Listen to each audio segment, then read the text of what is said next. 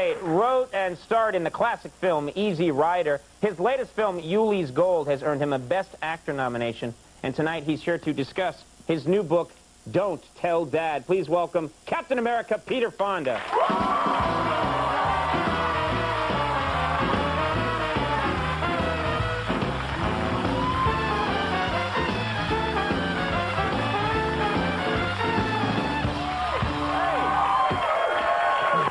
Thank you so much for coming back. And I wanted to start by saying Yuli's Gold, I really enjoyed. Oh, I know we're not really talking about that movie tonight, but... We can talk about it. No, well, there's so much to talk about. I was reading through the book today.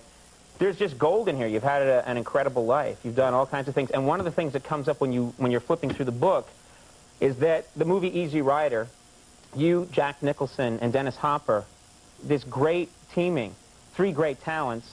I think it's 1969. You haven't done a movie together since. True. Has there been any thought of you guys doing a follow-up? Actually, Dennis, I worked for Dennis in the last movie, prophetically named down in Peru. But the three of you, have you ever thought about doing a follow-up? I was with Jack.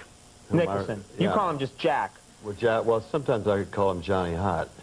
I don't need to know about that, my friend.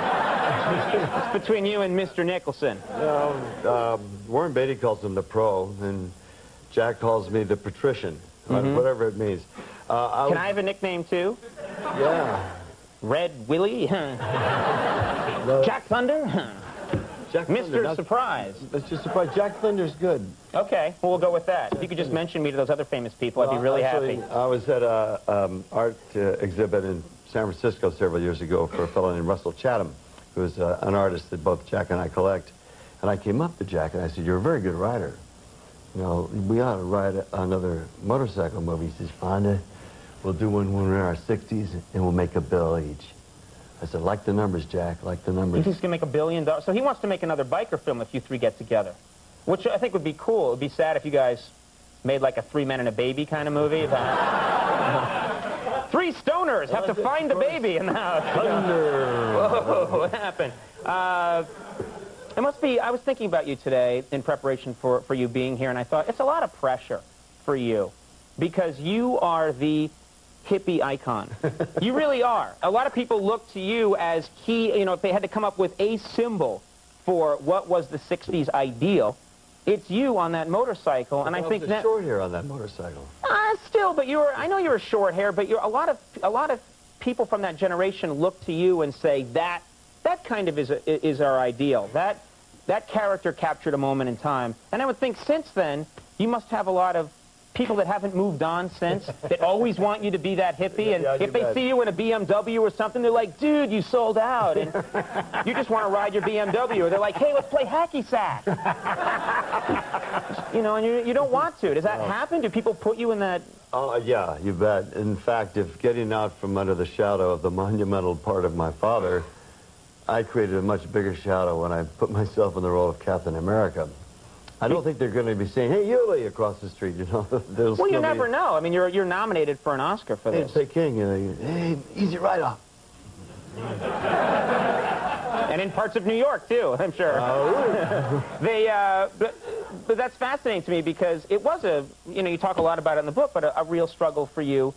Your dad, one of the great American actors of all time, and you have to overcome that. And then you go and you make this movie that it becomes the axis for your life. Everybody wants to talk to you about that movie. That's right, and they want to see me on a motorcycle, you know, smoking pot and riding. They don't like it when I do something a little bit different. However... Or like just do your taxes or something. if you're just trying to do an everyday chore like the rest of us. So you're... That's good. That's a good Thunder remark. Thanks, dude. Dude. You know, word, man, word. Yeah. Now you've lost me. Speaking of your dad, you talk about him in here. You were very self-conscious as a kid because you were extremely thin, which is a problem I had too until I bulked up to what I am now. And I don't know why people would laugh at that. But you... it was sympathy. Yeah. When I was almost 10 pounds when I was born. My father was making The Return of Frank James. And he ran around the set saying, "Oh boy, I've got a fullback for a son." Well, I was almost 10 pounds when I was 20. You were, some of those pictures of you in the book when you're a late teenager or when you're in your adolescence, you're really the kind of Finn that I was. I was 6'4", 155 pounds when I was in high school. But you were somebody who had to go through that time being, just incredibly thin. Well, my dad was. And your dad didn't like it. My dad was very skinny, and I don't know why he visited on me, but he did. He was very disappointed in me. I was not going to be a fullback, that was obvious. But finally, towards the end of his life, he was lying in bed in the back room of his house, not well, and I came in trying to cheer him up. I said, "Dad, I weigh 182 pounds. He said, "So?" I said, "Oh." Well, what did he, you know what I love? Is 42 years I've been trying to put on a half a pound, so. And I thought for a second, I said, "Well, I have a perfect bite." And I do, I have a perfect bite. What do you mean you have a perfect bite? I have all the teeth go exactly like gears on a fine Ferrari. They sit perfect. But so how do you prove that? Like on a date, if you want to impress someone, you have to bite into an apple and show them? I mean, how does that... No, I had a gold tooth slug to stick over this tooth right here. And in order to do that, the dentist said to take a mold of my mouth. And this was several years ago.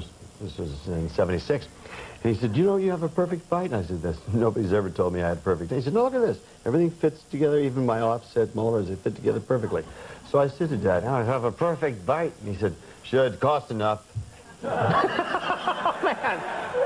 No, it was Jane that had the braces, Dad. Not me. I didn't get the advantage of the braces. Well, what I love is your dad's remedy when you were a young kid for being too skinny was he wanted you to... Well, we had lunch together very often. I was sent away to school early and then brought back and tutored. My parents had a weird idea about education, but I was able to be home more than my sisters were, so I saw my dad more often than they did. Mm-hmm. He was away working a lot. Right. And we'd have lunches, and he'd have beers with me. And how old were you? 6, 7. So you're throwing back beers with your dad? Throwing back beers, just having lunch. And he was what, in a bottle? What do you mean, like... in a glass. Oh, okay. Well, sophisticated. All right. But this was his idea to help put on some weight? Anything. I mean, goat's milk, tiger's milk, the worst. Tiger's milk, is that good? You recommend it? No, I don't recommend it at all. Okay. Especially when you have to get the tiger down to get the milk.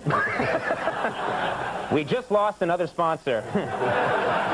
Tiger Bomb? Yeah, trust us. Take care of that. Well, unfortunately, we don't have time to... There's so much in the book, and the book has been very well reviewed. It's a fascinating story. Don't Tell Dad is available everywhere, and best of luck to you at the Oscars. We're all rooting for you. This is real wood, yeah? No, nothing's real here. It's a cheap show, but there you go. All right. Thank you very much, Peter Fonda. Thanks, best of luck to you. Blink 182 is coming up. We'll be right back.